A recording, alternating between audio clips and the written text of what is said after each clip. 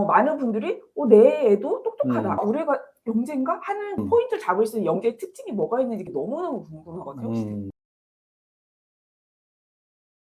영재라는 말 자체는 꽃뿌리 영자를 써요. 꽃을 피울 수 있는 그런 아이다, 그런 뜻이에요. 꽃을 피울 수 있는 아이.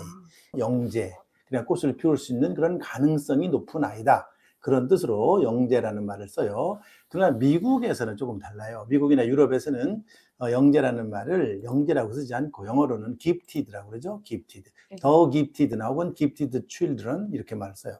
gifted children이란 말은 능력을 선천적으로 받고 태어난 아이란 뜻이에요. 우리나라에서 보는 거하고 조금 달라요. 그래서 능력을 선천적으로 많이 가지고 태어난 아이냐, 아니면 그거보다는 앞으로 잘할 수 있는 아이냐, 그런 데서 관점의 차이가 있어요. 나라의 문화적인 배경에 따라서 상당히 달라요. 미국이나 유럽 사람들은 신으로부터, 그러니까 하나님의 신으로부터 아주 특별한 능력을 받고 태어난 아이다, 그런 뜻으로 gifted라고 그래요. 여러분들, gift란 말은 선물이라는 뜻이잖아요. 네네. 선물을 받고 태어난 그런 의미가 되는 거죠. 이제 한국은 유전적으로 많이 받았다는 것보다는 앞으로 가능성이 있는 아이들에 초점을 많이 맞추고 있어요. 이제 아이들이 어떤 능력을 가진 아이들이 영재냐, 부모들은 거기에 제일 관심이 있어요. 네네. 유아기에는 제일 먼저 우리가 볼 수 있는 것은 언어 능력이 빠른 거예요. 언어 능력? 아이들이 언어 능력이 모든 능력 중에 가장 기본이에요. 이제 우리가 웩슬러 지능 검사를 한다든지 이런 지능 검사에서도 네네. 언어 능력이 가장 중요해요. 왜 언어 능력이 중요하냐면 언어 능력이 바로 사고력하고 연결되기 때문에 그래요. 사고 능력이 뛰어나다, 그거는 언어 능력이 부족하면 절대 있을 수 없는 얘기예요. 예를 들면 우리가 개념을 머릿속에 가지고 생각하는 거잖아요. 네. 그러니까 개념들 간의 관계라든지 개념들의 어떤 그 의미라든지 이런 걸 정확하게 알아야 되는 거죠. 그래서 일단 어릴 때 언어 능력이 높은 아이가 우수한 아이들이에요. 우리 애가 말은 느렸는데 수 개념이나 이런 게 엄청 빠르더라, 이런 애들이 있더라고요.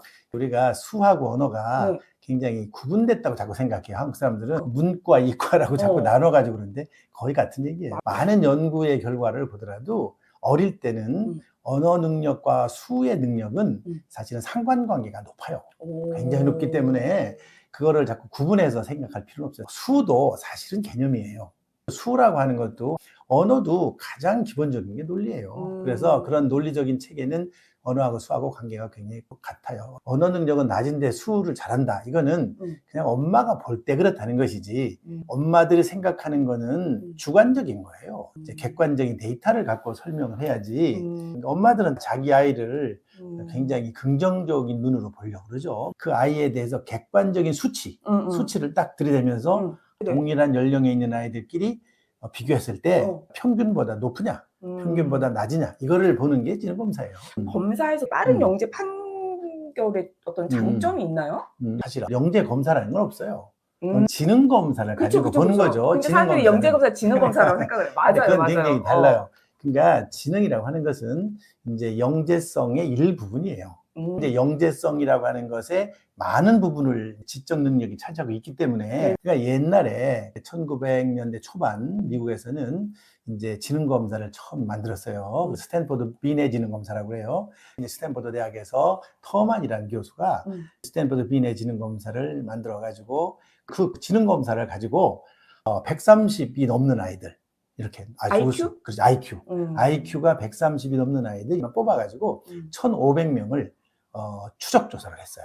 IQ가 그렇게 높은 아이들이 과연 사회적으로 성공을 하느냐, 그 IQ가 높은 아이들을 추적 조사를 했더니 상당한 부분이 좋은 직업을 가졌어요. 의사라든지 변호사라든지.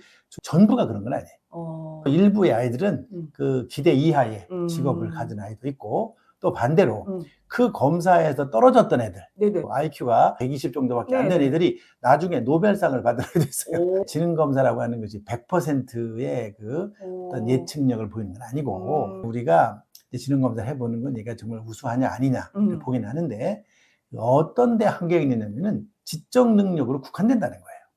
그러니까는 우리가 성공을 한다는 것은 지적 능력 플러스 알파가 또 있는 거예요. 지적 능력 플러스 알파. 그렇죠. 보통 이제 IQ가 높다, 성공을 기대하는 거죠. IQ가 높기 때문에 학교에서 공부를 잘할 것이다, 학습력이. 그 다음에 공부를 잘했으니까 명문대학에 갈 것이다. 맞아요. 그런 기대를 하는 것이고, 또 명문대학을 갔으면 얘가 앞으로 좋은 직업을 가질 것이다. 네네네. 이런 기대를 네. 하는 건데 그 기대에 어그러진 애도 많아요.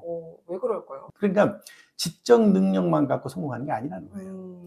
성공이라고 하는 것을 100을 얻는다 그러면 지적 능력은 50%밖에 설명 못해요. 50%? 네. 저 성공이라는 것을 100으로 본다면 50이 이제 IQ에서 오는 거예요. 나머지는 예를 들면 한 25%에서 네. 30%는 동기예요. 동기, 성취 동기. 모티베이션. 그렇죠. 모티베이션이에요. IQ는 되게 높은데 그런 동기가 약해. 그러면 공부 못하는 애들 많아요. IQ는 높은데 학교 공부 열심히 해서 뭐해? 뭐 이렇게 생각하면 못하는 거죠. 그렇게 공부를 하다가 보면 힘든 일이 많잖아요. 네네. 그 힘든 일을 이겨나가려면은 동기가 강해야 되는 거죠. IQ는 높은데 이 사회적으로 성공하지 못한 사람 많아요. 많습니다. 25%에서 한 30% 정도가 동기와 관련된 요인이고 나머지 한 10에서 15%가 부모의 지원이에요. 그리고 환경이죠. 여기서는 중요한 게 뭐냐면 부모의 지원이라는 게 물리적인 지원만, 돈만 많이 준다고 되는 게 아니에요. 여기서는 그 아이에게 적절한 지원이 필요한 거야. 예를 들면은 아이가 IQ가 굉장히 높으면 거기에 맞는 지원을 해줘야 되는 거야. 그 지원이 어떤 교육적 지원일까요? 아니면 정서적 지원일까요? 전부 다 있죠. 그러니까 부모는 이제 교육적 지원, 학습적인 지원도 있고 정서적인 지원도 있고.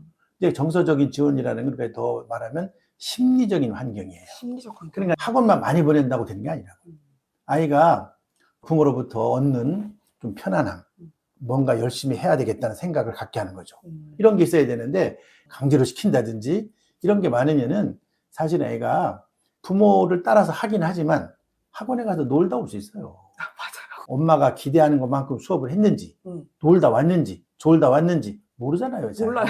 모르죠. 그렇기 때문에 학원만 보냈다고 되는 게 아니에요.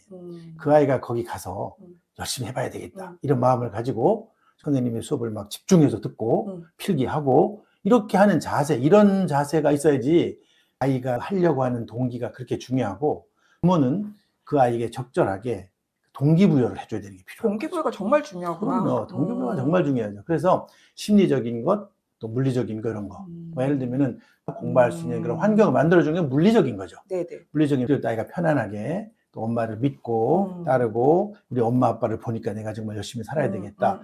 이런 자세를 갖게 하는 거. 이런 것이 굉장히 중요한 거죠. 무엇보다도 중요한 거니까. 애들은 21세기 애들이야. 21세기 애들인데 엄마는 20세기, 그래서 20세기 아이들을 가지고 있는 거죠. 옛날식으로 그렇게 하니까 사실은 아이들하고 갈등도 많고 부딪히고 그런 것이 안 맞는 거죠. 그런 것을 엄마들이 관심 있게 잘 보시는 게 좋아요.